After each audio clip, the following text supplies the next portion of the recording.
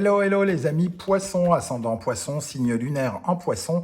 Bienvenue pour cette guidance générale du mois d'octobre 2021. J'espère que vous allez tous très bien. Merci de votre présence. Bienvenue à ceux qui découvriraient la chaîne Animanimus Tarot.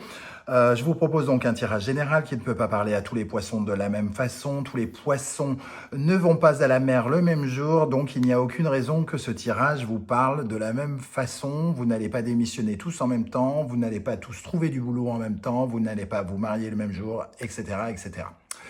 Donc prenez les énergies qui vibrent avec ce que vous vivez, laissez les autres messages qui ne sont peut-être pas pour vous. Je vous invite également à consulter les vidéos de votre signe ascendant et de votre signe lunaire pour avoir des compléments d'information, des détails, et peut-être vous parlera-t-il davantage d'ailleurs. Je vous mets en barre d'infos le lien de la guidance trimestrielle que j'ai réalisée et que j'ai mis en ligne il y a quelques jours pour octobre, novembre, décembre, si ça vous intéresse et si ce n'est pas, si vous ne l'avez pas encore vu, et ainsi que mon adresse email si vous désirez des renseignements pour un tirage personnalisé.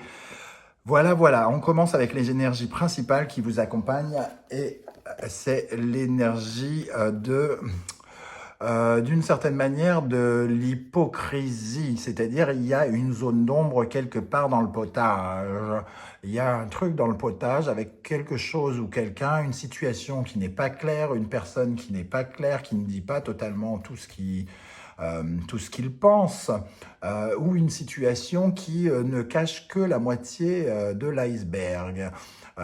Donc il y a d'une certaine manière une certaine méfiance à avoir. Ici, on voit que les choses sont troubles avec le Scorpion et Pluton et qu'il y a des choses qui se meurent et qui se régénèrent en secret derrière, dans l'ombre, alors qu'ici, on a peut-être un peu d'espoir avec Neptune et Poisson. On a un peu une facilité à être un peu dans l'illusion. Donc, on peut se faire, entre guillemets, un peu berner par l'attitude de quelqu'un ou par une situation. On nous propose un super travail, on ne voit pas trop ce que ça peut cacher, anguille sous roche, par exemple. Et il est question ici peut-être de le découvrir ce mois-ci. On va regarder le reste du tirage. En complément de cette carte, nous avons la négociation avec l'oracle du soleil. La négociation, Jupiter et la balance qui nous parlent d'une certaine façon de prendre des décisions. La négociation, c'est la capacité à arbitrer d'une certaine manière, d'arbitrer cette forme d'illusion, cette décision à prendre. On a une perspective optimiste des choses, mais Jupiter va pousser un petit peu la balance à prendre, à essayer de faire un choix, à faire des choix, parce que ça lui apportera forcément quelque chose de positif. La négociation, c'est faire le pour et le contre d'une situation pour s'assurer que c'est bon pour nous, que c'est satisfaisant pour nous. Donc ici, on nous invite à peut-être à regarder la vérité en face et à ne pas faire preuve de négligence par rapport à quelqu'un ou quelque chose. Voilà comment je ressens par rapport à ces deux énergies. On va regarder avec le reste du tirage. Avec l'arcane majeur du tarot, nous avons le soleil. Donc quelque chose va s'éclairer. Il va y avoir vraisemblablement dans cette situation un peu floue, un peu embrumé, embrouillardé ou je ne sais quoi, j'invente des mots, c'est pas grave. Le soleil nous apporte un éclairage nouveau, va nous permettre de découvrir vraisemblablement quelque chose. En dos de deck, nous avons justement la papesse qui, d'une certaine manière, elle enquête, elle observe, elle analyse, elle décortique la situation, elle lit les petites lignes d'un contrat, elle cherche la petite bête pour savoir ce qu'elle ne sait pas. Il y a quelque chose de caché avec l'ambiance de la papesse et on voit qu'avec le soleil ici, ça pourrait être enfin dévoilé et nous pousser à prendre des décisions, à faire des choix, à ne pas rester,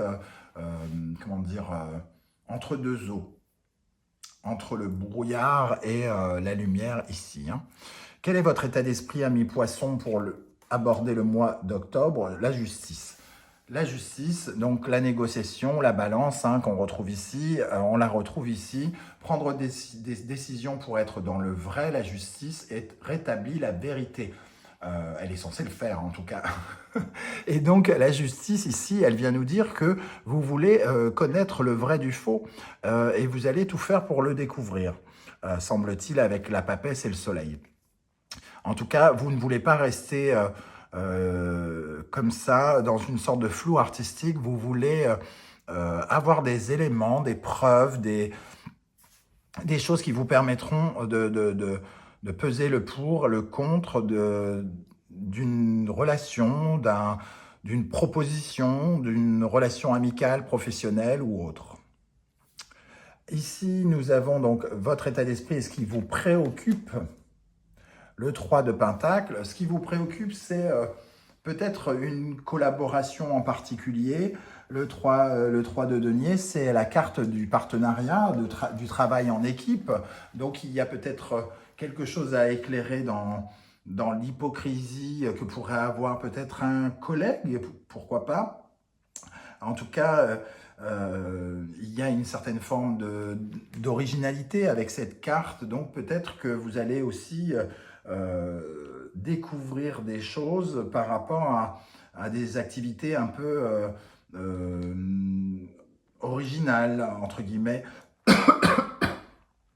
Ici, il y a aussi, avec la carte du 3 de Pentacle, si elle vous préoccupe, c'est que vous avez le sentiment peut-être que quelqu'un n'est pas à la hauteur, un sentiment d'incompétence quelque part.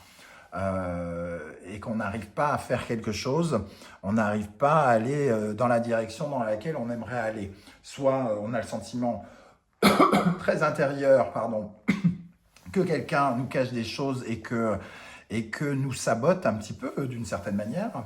Et donc on le ressent et ça nous préoccupe.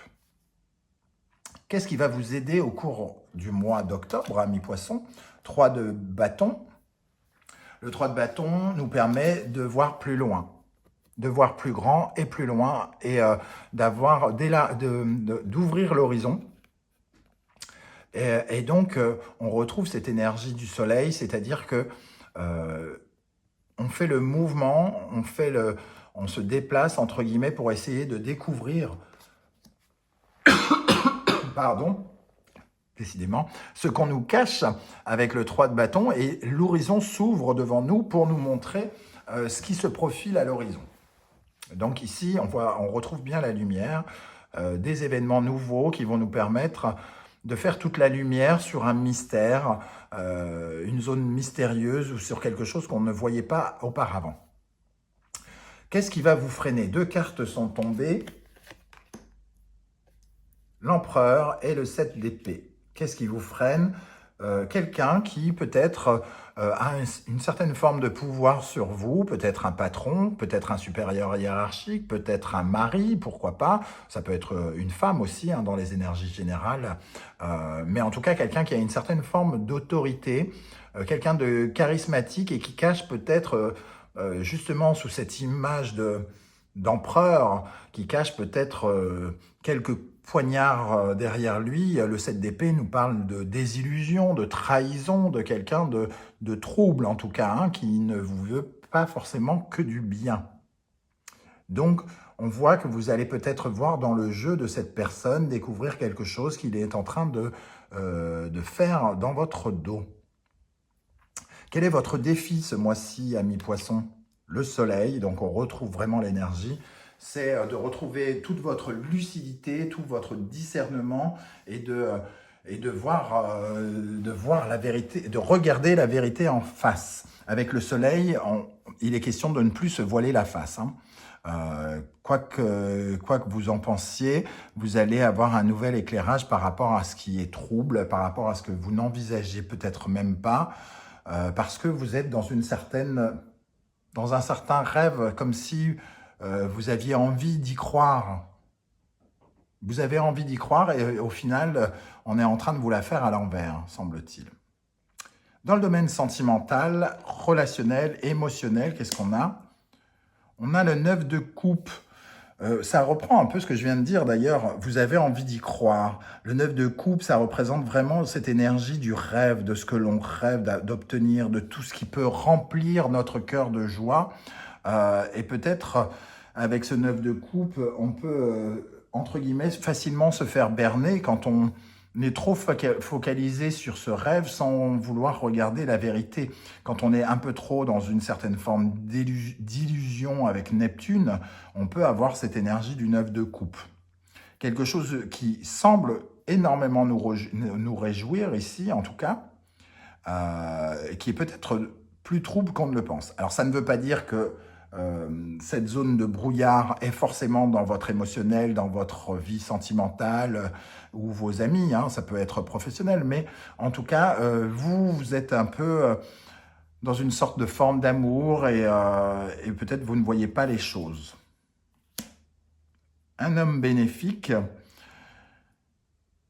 il y a quand même l'impression que c'est comment dire, un rêve les yeux éveillés. Hein. Ici, le 9 de coupe avec le super mec, le héros quotidien, celui qui a tout pour lui, bienveillant, respectueux, gentil, qui peut être généreux, etc.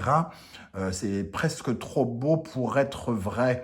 Alors, est-ce que justement vous découvrez quelque chose sur cette personne qui est bien plus trouble et qui vous fait prendre une décision? Ça ne veut pas forcément dire de rompre, hein, une décision, c'est juste en tout cas de regarder la vérité en face et d'arrêter de se voiler la face. Face, il y a beaucoup de face là-dedans. On va regarder dans le domaine professionnel, le 6 de denier. Le 6 de denier, ça veut dire pour moi que vous faites beaucoup d'efforts, vous donnez beaucoup dans l'espoir de recevoir dans le domaine professionnel ou même dans le domaine matériel. Vous pouvez peut-être être très généreux vis-à-vis de quelqu'un, apporter votre aide à quelqu'un qui peut-être justement n'est pas forcément que bienveillance à votre égard. Ici, en tout cas, vous faites peut-être beaucoup d'efforts dans votre travail en croyant pouvoir être récompensé, puisque le 6 denier, c'est « je donne pour recevoir ». Et peut-être qu'il y a quelque chose qui n'est pas totalement clair encore et qui risque de s'éclairer ici. Avec Isis, en tout cas, Isis nous parle d'amour. Elle nous parle c'est une carte d'amour, de victoire, une jolie carte donc avec ce personnage égyptien que je vous montre. La carte un peu de l'équivalent de la grande prêtresse hein, dans le tarot traditionnel, même si on pourrait imaginer que c'est plutôt l'impératrice. Mais non, c'est la grande prêtresse, elle essaye d'avoir, comment dire, elle sent qu'il y a quelque chose qui se passe en silence, elle est attentive et prudente, même si elle est... En fait, c'est un croisement, on va dire, de l'impératrice et de la papesse, puisque c'est une femme quand même déterminée, ambitieuse, comme pourrait l'être l'impératrice, mais c'est une femme aussi qui est dans la réflexion, qui réfléchit, qui essaye peut-être de comprendre, elle essaye peut-être de comprendre si on lui joue un tour ou non.